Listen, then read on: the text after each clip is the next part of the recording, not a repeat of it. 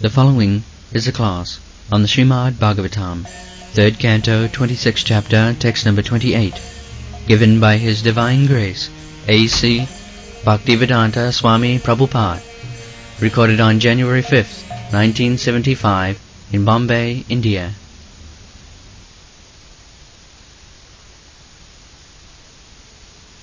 The mind of the living entity is known by the name of Lord Aniruddha, the supreme ruler of the senses. He possesses a bluish-black form like a lotus flower growing in the autumn. He is found solely by the yogis. Jadvidu hi Aniruddhakyam Rishikanam Adhisaram Saradindi Bharashyamam Sangradhyam Jugvi Sanai Jangbambhar Varunanda Ruddha Sunnanti Dibbai Sabai Vedai Shanga Pada Krama Upanishadai Gayanti Jang Samaga Dhyanavasthita Tadgatena Manasa Pasyanti Jang Yogina Jatshantangana Vidus Suragani Surasuragani Devaya Tasmai Namaha. This is a mantra, Vedic mantra. The Supreme Lord is worshipped by all the demigods. Jang Varunanda Rudra Sunnanti Dibbai Sabai. Varuna, Indra and other demigods, even Lord Shiva, Lord Brahma, Shiva Virinchi Nutang is worshipped by Shiva and Virinchi. Virinchi means Lord Brahma. So, the only Lord, Master is Krishna. I have explained. Ekolai Ishar Krishna. Ishar, the Supreme Ishar Controller is Krishna. And he is worshipped by Jang Brahma Varunanda Rudra Sunnanti Dibbai Sabai. He is the objective of worshipping. So, Dhyanavasthita Manasa, Dhyanavasthita Manasa, Janga Pasyanti Yogina. Yogis, they are desirous of mystic power, 8 kinds of mystic power. They also meditate on the Supreme Lord, and the feature of the Supreme Lord on which the yogis meditate by concentrating their mind is called Aniruddha. Sankarsan Aniruddha, Vasudev Sankarsan Aniruddha Pradyumna. So this is described. Aniruddha is the deity of the mind, and mind is the central sense of all senses. Indriyani pararahu, indriyabha parahmana. The material conception of life, the senses are very prominent. So long we are under the bodily concept of life, our objective is to satisfy the senses. But the master of the senses is the mind. And the controlling deity of the mind is Aniruddha. Therefore, God's another name is Rishikesha. And bhakti means to serve Rishikesh, because he is the proprietor of the senses. Here it is said, Jad hi Aniruddhakyam Rishikanam Adhisaram. Rishik means senses. And another name of God, or Krishna, or Aniruddha, is Rishikesh. Srinath Ruvayar Madhya, Rishikesh name is there in the Bhagavad Gita. Rishikesh means Rishikanam Adhisaram. So practically these senses which are using, the real proprietor is Aniruddha, or the Supreme Personality of God. You can utilize the instrument. Yes, sir. Just like you hire some instrument to use it for some purpose, but the instrument belongs to somebody else. Similarly, the instrument, the Quran, the means of working, or instrument, as you say, the proprietor is Rishikesh or Aniruddha. So we are now utilizing in instruments without fulfilling the desire of Aniruddha or the Rishikesh. That means we are using it for sense gratification unlawfully. Therefore, we are becoming implicated in sinful activities. Who is talking this side? Stop.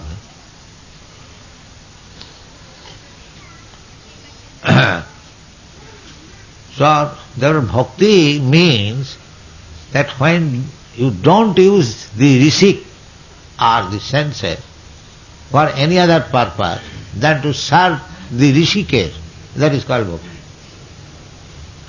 Rishikena Rishikesha Sevanam Bhakti Ruchat. Rishikana Madhissaram. Actually, the proprietor of the senses is Aniruddha, the Supreme Personality of Godhead. There is no difference between Krishna and his expansion. Advaita, Achyuta, Anadi, Ananta Rupam, Adyang Purana Purusham, Navajauvanancha, Vedeshu Durlava, Adurlava Atma Bhakto, Govindamadi Purusham Tamahangvaya. In the Brahma Samhita, we understand that the Lord is one, but he can expand himself into multi-forms. Advaita, Achyuta, Anadi, Ananta Rupam, Navajauvanancha. This expansion is going on from time immemorial. Still, the Lord is Navajauvan, very young, 16 to 20 years old, that's all. Purana, although he is the Adi, origin of all living entities, still he is young. And although he has expanded himself into multi-forms, still he is one. Advaita, Achyuta, Anadi, Anantaru. Advaita is one. Not that because he has expanded himself into many forms, therefore he has got many, he has become many. No, he is one, still. Purnasya Purnamadaya Purnameva Avashishat. That is absolute knowledge, that the Supreme Lord, if he expands himself into supreme unlimited forms, unlimited supreme forms, still he remains supreme. It is not material. Material is supreme. If you take 1 lakh of rupees, then it becomes zero. But in the spiritual world, the absolute means you take the Supreme. The Supreme may expand himself into many millions of supreme forms. Still, the original Supreme remains. Purnasya Purnamadaya Purnameva Avashisha. These things are spiritual understanding. So, this Aniruddha is the objective of meditation for the yogis. Nowadays they have manufactured so many objectives, but that is not authorized. The authorized is that you have to concentrate your mind upon the form of Vishnu known as Aniruddha. That is the real meditation. Vishnu has got many forms. Many forms means the Vishnu forms are all Chaturbhuj, four-handed. And the symbolic representation of each hand is Shankha, Chakra, Gada, Padma. The conch shell, the disc, Shankha, Chakra, Gada, the club, and the lotus flower. Now the Lord is differently named. Ordinarily there are 24 names. So those names are there according to the situation of the symbolic representation. It begins from the right lower hand, and then it comes to the left lower hand. This Shankha, Chakra, Gada, Padma, differently situated. Just like begin Shankha, then Chakra, then Gada, then Padma. Then begins Chakra, Gada, lotus flower and conch. In this way, there are different positions of the Shankha, Chakra, Gada, Padma, and according to that different position, the name is changed. Nisingha, Vamana, Padmanabha, Narayana, like that. So, there are innumerable forms and innumerable names. Advaita, Achyuta, Anadi, Ananta Rupa. But they are all one. There is no difference. Advaita. This is the conception of spiritual understanding. These forms, each form has got a separate planet. Just like here, in this material world, each demigod has got a separate planet. The demigod, Chandra, Dev, he is also demigod. So he has got a separate planet which is called Chandralok. Similarly, Suryalok, Varunlok, Vayulok, Indralok, many. There are hundreds and thousands of demigods, and they have got their different planets. Similarly, the Lord in the spiritual world has got multi-forms, and each and every form is the predominating deity of the Vaikuntha planets. The spiritual planets are called Vaikuntha planets. The material planets, they are not Vaikuntha, they are Kuntha.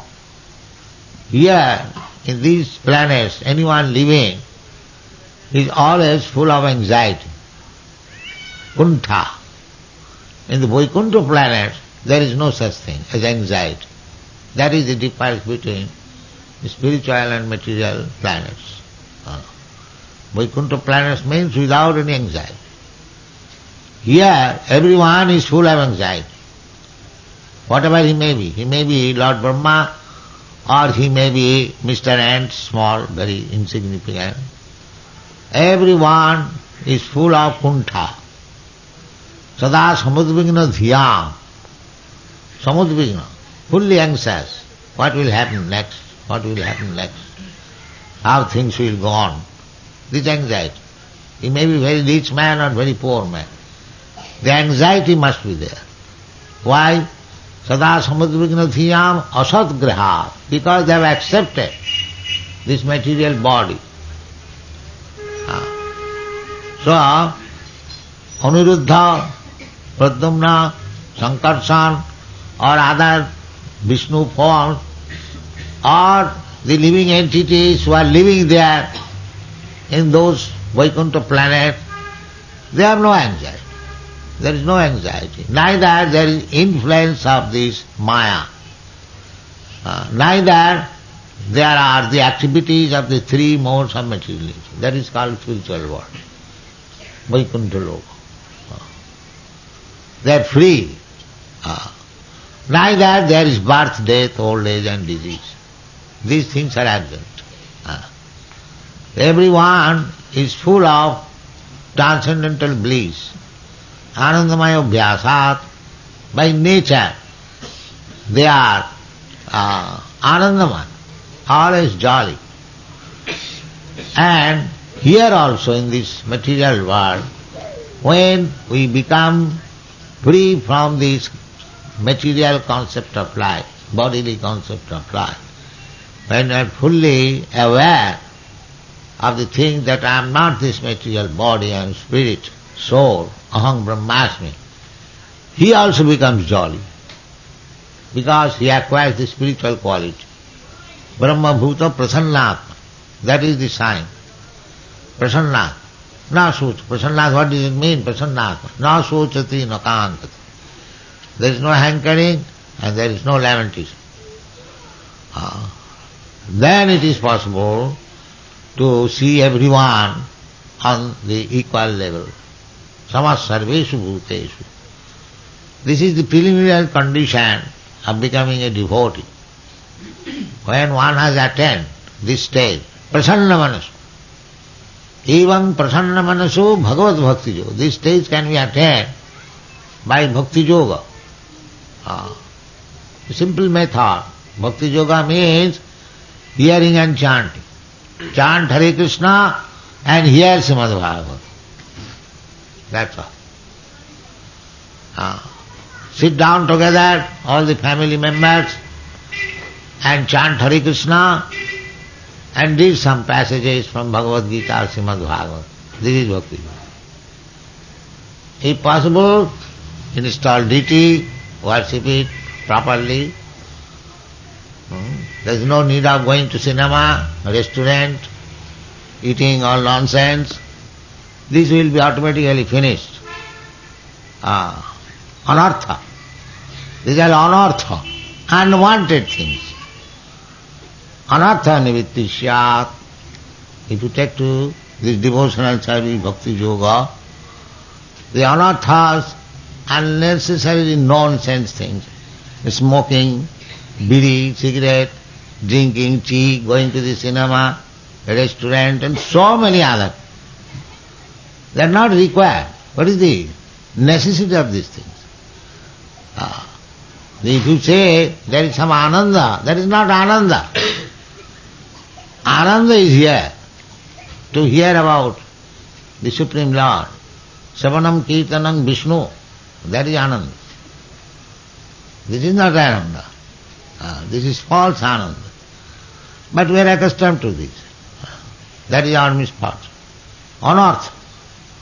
So, come to the bhakti platform, one has to become free from the anarthas. Otherwise, bhakti will not be substantial. Anartha nivitti syat. Tato nishtha. When anarthas are finished, no more attraction, bhakti parasanubhava virakti annatrasa. If one is really devotee, then he will be detached to the anarthas, unwanted things. That is the taste of bhakti. I am devotee, also I am devotee of bidi. That is not devotee. I am smoking, also chanting. In Bengali it is said, I am dudo khai, tamako khai. No, not like that. So, that is the taste. Who is a devotee? Simply by advertising, self-advertisements will not do. How much you are freed from the anarthas. Virakti annatrasya. Bhakti parasanubhava virakti annatrasya. The example is given, just like if you are hungry, you are hankering after food, but when sufficient food is supplied to you, then the next stage will be, no, I don't want it. That's all. No, take more. No, I am not. He's satisfied, fully satisfied. That's like Prahlad Maharaj. He took advantage of bhakti for some material, not Prahlad Maharaj, Dhruva Maharaj, I'm sorry. So, when actually saw Krishna, Vishnu, who came to satisfy him, being pleased upon his austerities, little boy, 5 years. At that time, when he saw Krishna, he said, no, I don't want anything. Swamin kitatosmi barang najach. Swamin, my Lord, I am fully satisfied. I have no more demand. That is the bhakti stage. No more demand. The kurmis, the jnanis, the yogis, they have got demand. They want something. The kurmis, they want promotion to the higher planet for sensual satisfaction, for higher standard of material living condition. Kurmis, the more you are kurmis, you can live very high standard of life, just like Europeans, Americans. That big kurmis, big manufacturer of machine, wonderful machine, and they get money, cost $1 and they are charging $500. Get money and good opportunity for sense gratification. So that is the idea of kurmis. They want higher standard of sense gratification, scientific method of sense gratification. They have got machine even for saving, even for toothbrushing. So everything machine. The idea is sense gratification. This is kurmi. And jnanis, they have also demand. I shall become one with God. Ekattena. Bhakti bhaktas, they don't want ekattam. That is jnani. And yogis, they want mystic powers, because if they can manifest some mystic power, immediately so many foolish persons will be followers, and they will get some material, reputation, position. So there is demand. And when there will be no demand, that is bhaktas. Swamin kitatosmi barang najaj. Raman barang sir. I have taken much borrow. What is that borrow? Everything is supplied by Krishna. Why the devotee should be anxious for borom, for benediction? Krishna says, yoga khemang bahamaham. Tisam nitya vijuktanam. Those who are constantly engaged in the service of the Lord, all that is required by Him, that is carried by the Supreme Personality of Godhead Himself to supply Him. He says, yoga khemang bahamaham. What you have got, He will give protection. And what you have not got, He will supply for the devotees. The devotees do not want. But Krishna, just like a child, dependent on the parents, he does not want anything. But the parents are very much anxious what my child needs. The bhakta, devotee wants how to keep satisfied the Lord, how to keep him in comfortable position. Just like here the devotees, they are always dressing and giving flower garland and sandalwood pearl and tulsi and cleansing the Tanmandira Marjanado. What is the idea? That Krishna may sit down here very pleasingly. This is bhakta's activity. And Krishna's anxiety is how my devotees will remain without any want. This business is going on without any difficulty. So, the bhaktas, they will not want anything. That is Chaitanya Mahaprabhu's instruction. Na dhanang, na janang, na sundaring, kavitang va jagadhisakang. So, the Aniruddha is the master of the senses, as it is stated here. Rishikanam Udhissaram. Udhissaram. Master, proprietor. So the common sense is that if my hand is the property of Krishna, why it should be used for me? It should be used for Krishna. This is good sense. Suppose something belongs to somebody else, if you use it for your purpose, that is illegal, not lawful. This is my watch. If you take away this watch and use for your purpose, then it is criminal.